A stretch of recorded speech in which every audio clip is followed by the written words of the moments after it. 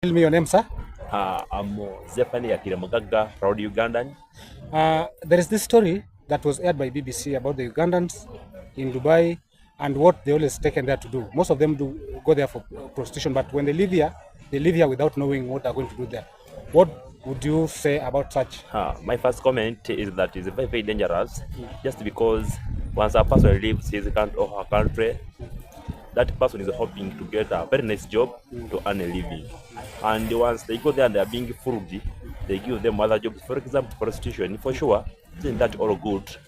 A person who is fighting for his family to go and sell her body parts, But you know, when before you leave here, you're deceived that you're going there maybe for petrol jobs or uh, supermarket jobs. But reaching there is when you find the reality is different.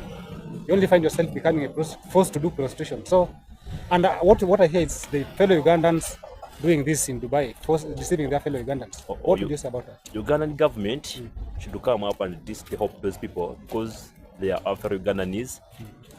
It can't be. How can a president hear about that and he just keeps quiet? We must also pull out our necks to talk about it because our brothers and sisters are dying from there. Imagine people are fighting for their kids, people are fighting for their families, people want to raise their families. To me, as me, I think Ugandan government have to put a stand at least to serve abroad. To the immigration officials that okay, before you travel abroad, you must be issued with a passport. Yeah.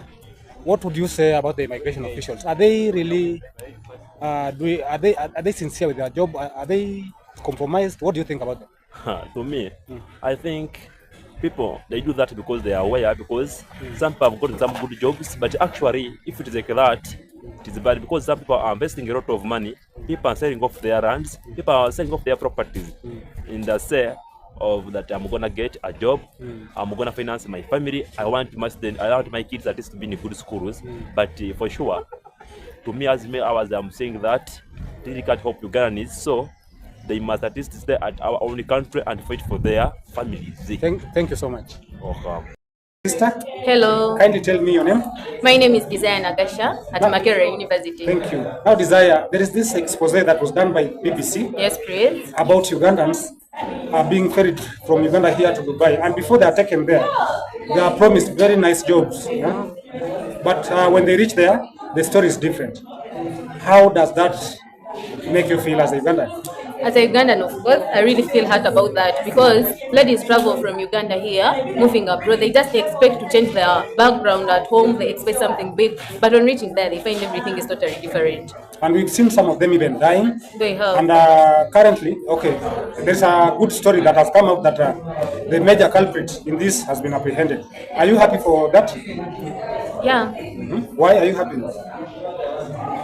What had your question? Are you happy for that? Yeah, I really feel happy because it's something that has been not really good to everyone. Yeah.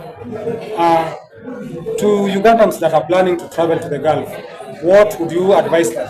To Ugandans that are planning to move abroad, what I advise them is just one: go with a trusted company. You know, they have taken us to do this, and we are really in safe hands. Not to go as an individual or with the people you don't trust at the moment. Yeah, maybe that. If maybe I persuade you to go with me to the Gulf, would you accept? I really can't. Why? Because the story is there unheard of. Again, going to a foreign country where I don't know anyone, I feel I can't manage as a person. And by the way, the funny thing in this expose is that it is the fellow Ugandans deceiving Ugandans from Uganda here to go there and after that do bad things to Ugandans. What would you say about this as a Ugandan man? As a Ugandan, really, I really feel we should be one person. I don't like it when someone is from Uganda and then again betrays the fellow Ugandans at the same time. So maybe we should be good to each other. Thank you so much, Desire. All right, thank you. Good afternoon, sir. Kindly tell us your name, please. Zahran Kizito, student at Makerere University. First year, I'm actually a fresher. Okay, but I don't believe you. Now, Kizito, we've seen the BBC expose just recently about the Ugandans in Dubai, and we've seen quite a number of them dying. Yeah.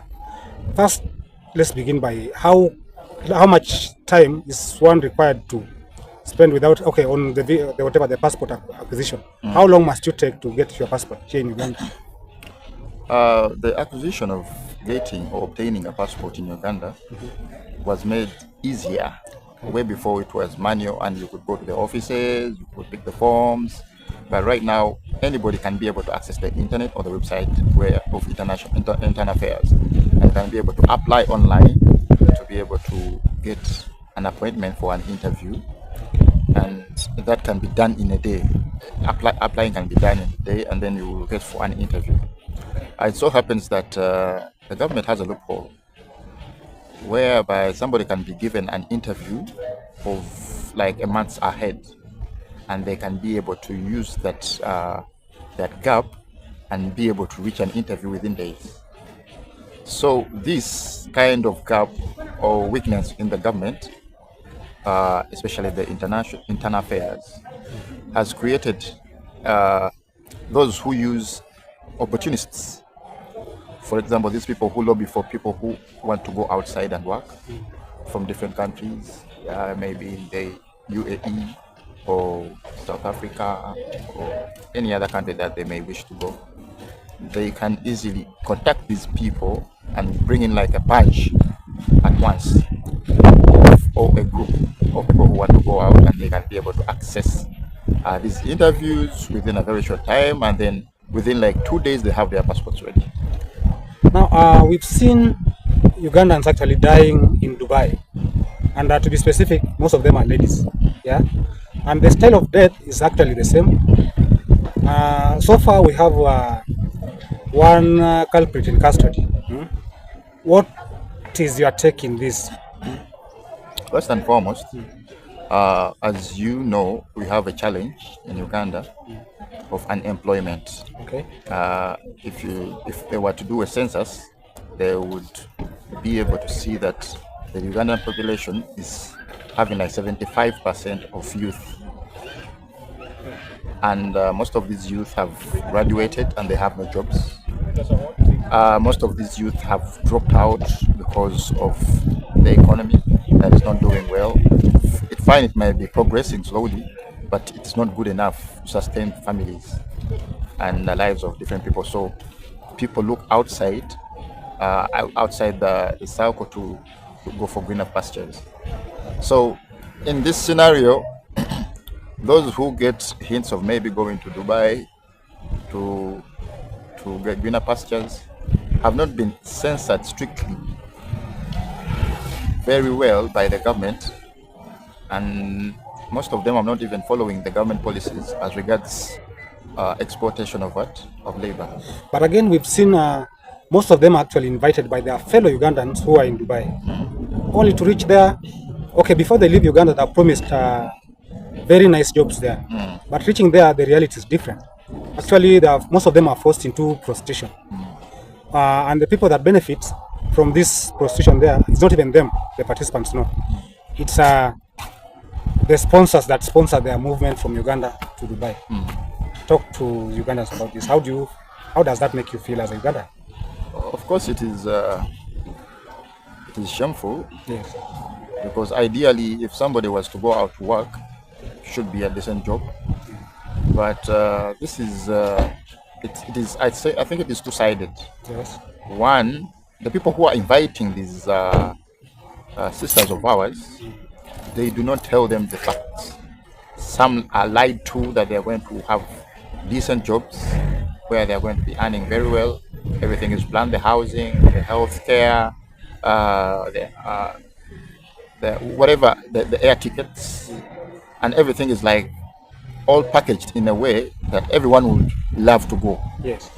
And you find that even they are even made paid. They are even made to pay something in order to do it, to access this opportunity. Okay.